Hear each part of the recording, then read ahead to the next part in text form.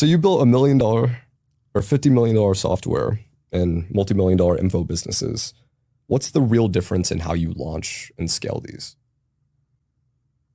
I mean, it's so different because yours are so congruent with each other. Yeah, but you have different objectives in mind. Like I'm steering like the Crayo ship a lot different to the way I'm steering the info ship. Like ideally I'm not selling courses like next year. Like my goal is to be out of it and just like, cause I've stacked enough for investments, bro. Like I'm just going to focus on that and just like get out of all the influencer space, just work on Crayo and content rewards from a back end distribution perspective. And that's that, bro. But when it comes to Crayo, you're steering it in a different way because you're playing for an exit. It's a whole different game, bro. It's like saying someone that wants to make their first 10K in a month and like showing them exactly what it looks like to play for an acquisition. Yeah, it's such a very a different game. Even like building a SaaS that's for, or a software as a service that's for cash flow versus building it for an exit are two very different things. Bro, just very different. So yeah, I think the biggest differentiator when I'm like steering these two ships is like the direction I take it in. Like I can take a slower approach when it comes to Crayo and stuff like that. Whereas like with info, everything's like fast paced and like I need to make cash today so I can make cash this month and you know?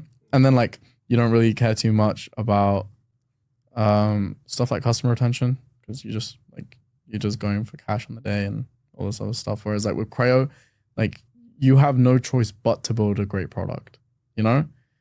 Even now, like my info has to be great, because I'm basically developing this entire ecosystem where anytime anyone gets introduced into clipping, every product that they use, start to end, is owned by me, right?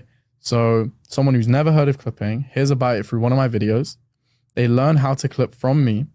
They use my software program, Crayo, to make the clip and go to content rewards to get paid for the clip they just made using Crayo, you know? So now it's going to start to end from someone who didn't even know that clipping existed to someone who's now been paid their first 10K for making clips on anything, just clips, you know? So that whole time they didn't have to go anywhere else other than using my products to achieve the entire process, right? So now, in order for that process to work, for that sequence of events to take place, info and Crayo have to be top tier. There's no choice. Because if they're not good, then no one's getting paid. If you don't know how to make a good clip, right, then you're not going to use Crayo correctly to make a good clip, and your clip's not going to go viral, so you're not going to get paid. So my info has to be the best. Crayo has to be the best in order for content rewards to even work. You know what I'm trying to say? So that's like, right now, I do believe Crayo and info, I have the best products in the clipping space. Absolutely no doubt about it, right? I'm the thought leader, no doubt.